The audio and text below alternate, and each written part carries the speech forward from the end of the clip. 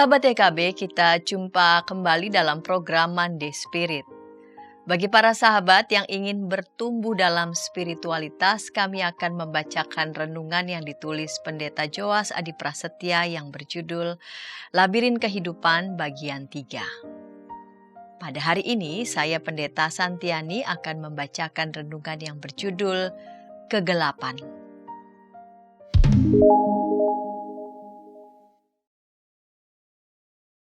Ada banyak cara orang Kristen mengekspresikan situasi malang yang tengah mereka hadapi. Beberapa di antaranya adalah kegelapan, kerapuhan, keterpecahan, kekosongan, kesepian, dan keterasingan. Dari semua ekspresi itu, kegelapan tampaknya paling banyak dipakai. Pemazmur misalnya mengungkapkan duka hatinya dengan berseru, "Telah kau taruh aku dalam liang kubur yang paling bawah, di dalam kegelapan, di tempat yang dalam." Penulis ratapan malah mengasosiasikan kegelapan dengan kematian. Ia menempatkan aku di dalam gelap seperti orang yang sudah lama mati. Singkatnya, kegelapan adalah kondisi kehidupan yang jauh dari hidup yang mekar dan berkualitas. Mereka yang memahami diri berada di dalam kegelapan tengah bergumul dengan nilai kemanusiaan mereka yang tampak terpuruk.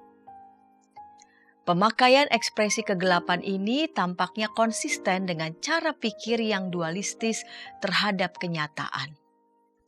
Dualisme mengajarkan bahwa terdapat dua entitas utama. Katakanlah Allah dan iblis, yang diwakili oleh beberapa atribut yang berseberangan juga. Terang melawan kegelapan, kebaikan lawan kejahatan, keindahan lawan keburukan, kebenaran lawan kesesatan, dan sebagainya. Banyak orang Kristen yang beranggapan bahwa dualisme adalah satu-satunya cara untuk memahami kenyataan. Anggapan ini tidak sepenuhnya keliru. Misalnya, sudah sejak lama diyakini bahwa Injil Yohanes juga memakai cara pikir dualisme untuk menjelaskan kenyataan. Di dalam Yohanes 1 ayat 5 misalnya, penginjil berseru, "Terang itu bercahaya di dalam kegelapan dan kegelapan itu tidak menguasainya." Bagi penginjil Yohanes, Yesus adalah sang terang. Maka mereka yang percaya kepada Yesus tidak akan tinggal di dalam kegelapan karena Yesus berkata, "Akulah terang dunia. Siapa yang mengikut aku, ia tidak akan berjalan dalam kegelapan, melainkan ia akan mempunyai terang kehidupan." Apakah Anda pernah atau sedang mengalami fase kehidupan yang menjebloskan Anda ke dalam kegelapan yang paling kelam, yang jauh dari Allah, dari sang terang? Allah terasa absen dan jauh dari Anda. Kita semua mungkin pernah mengalami situasi semacam itu. Bertahanlah, sebab mungkin cara pikir kita yang dualistislah yang perlu kita koreksi.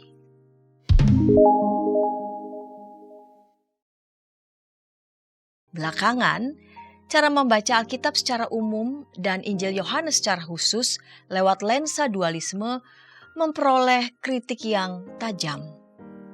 Douglas Estes misalnya meyakini bahwa pembacaan Injil Yohanes lewat kacamata dualisme tidak hanya tidak akurat, tetapi juga dapat menyesatkan pembaca Injil dengan memaksakan sebuah cara pikir yang berbeda dengan yang dipergunakan oleh penulis Injil Yohanes. Maka, alih-alih mempertahankan dualisme, Estes mengusulkan sebuah lensa yang berbeda, yaitu paradoks.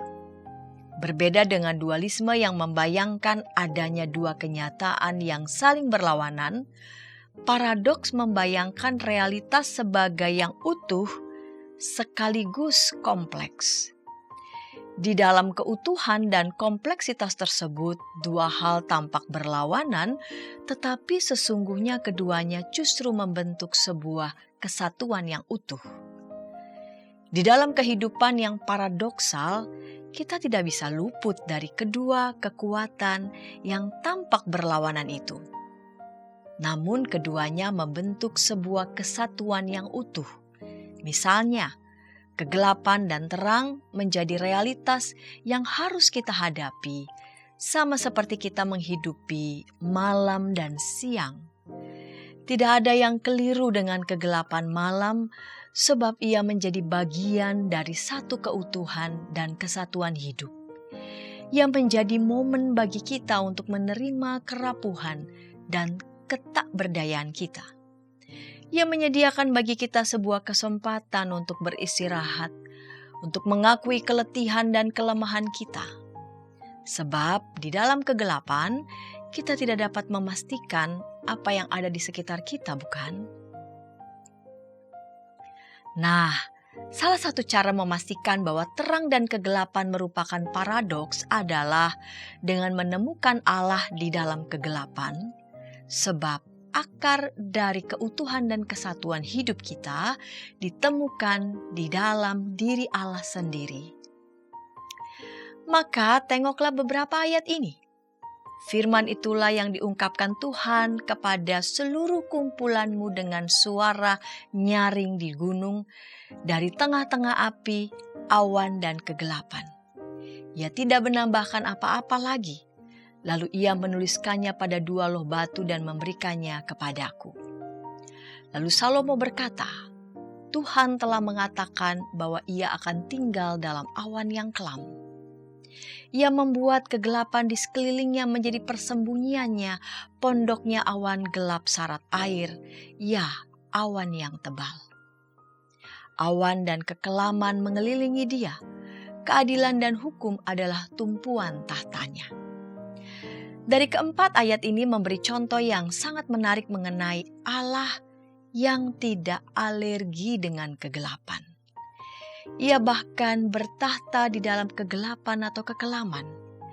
Tidak ada secuil realitas pun yang berada di luar Allah. Ia hadir di mana-mana, termasuk di dalam kegelapan yang paling pekat, kekelaman yang paling pencekam. Dengan menegaskan hal ini, kita memahami terang dan gelap bukan lagi sebuah dualisme, melainkan sebuah paradoks penuh misteri. Cara pikir dualisme sesungguhnya mengerdilkan Allah sebagai penguasa hanya atas sebagian kenyataan, dan ia tidak berkuasa atas bagian lain yang kita sebut kegelapan. Jadi jika Anda merasa tengah berada di dalam kegelapan dan menganggap bahwa Anda tengah jauh dari Allah, mungkin ini saatnya mengoreksi anggapan itu. Tidak ada kegelapan yang terlalu pekat hingga Allah tak berkuasa untuk menembusnya. Tidak ada kekelaman yang terlalu mencekam yang membuat Allah tak mau atau tak mampu hadir demi sahabat-sahabatnya. Bukankah pengakuan iman rasuli menegaskan bahwa Kristus sendiri memasuki kerajaan maut demi cintanya kepada kita semua? Hidup kita mungkin berada pada momen Sabtu sunyi. Kristus yang mati tampak tak berdaya menolong kita. Namun sesungguhnya momen Sabtu sunyi kita merupakan puncak dari cinta ilahi. Hans Urs von Balthasar berujar, pada hari Sabtu sunyi kita memperingati pemenuhan misteri keselamatan. Sejak kini neraka menjadi milik Kristus. Lewat kematiannya Yesus menggapai yang terjauh hingga tak ada lagi yang jauh bagi Allah. Lewat kematiannya neraka dapat direngkuh. Kata kidung yang kita nyanyikan dari NKB 17, Agunglah Kasih Allahku.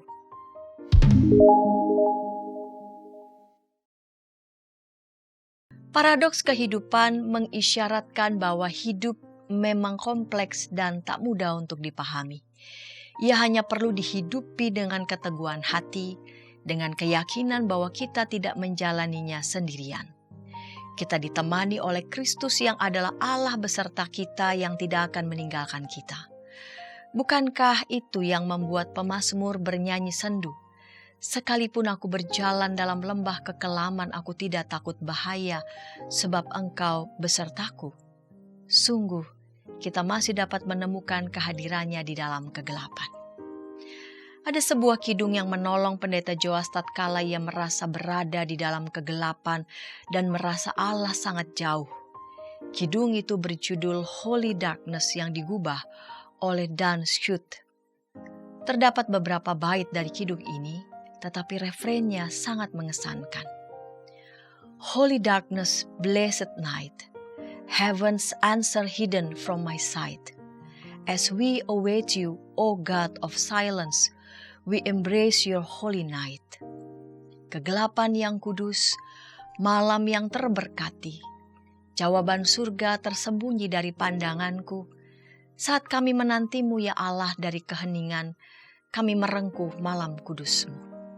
Pendeta Joas sungguh berdoa, apa saja situasi yang tengah Anda hadapi, kegelapan nan kudus itu menyelimuti Anda dan memberi Anda rasa damai yang tak terperi.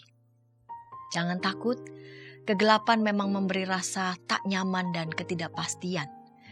Namun Allah tak pernah jauh, apalagi menjauh dari Anda. Ia sudah pernah berada di kegelapan yang tergelap dan kekelaman yang terkelam. Sabtu sunyi kita tidak akan lebih mengerikan daripada Sabtu sunyi perdana yang Kristus alami. Maka, jika Sabtu sunyi perdana itu menjadi tanda cinta ilahi yang memastikan bahwa neraka dapat direngkuh, maka Anda juga akan direngkuhnya tatkala Anda berada pada momen gelap kehidupan. Di titik itu, kegelapan pun mampu menjadi rahmat ilahi. Dengan membiarkan Anda berada di dalam kekelaman, Ia tengah merahmati Anda dengan kehadirannya sendiri. Jika ada di antara para sahabat yang ingin mendapatkan naskah lengkap Renungan Labirin Kehidupan bagian 3, dapat menghubungi BPK Gunung Mulia.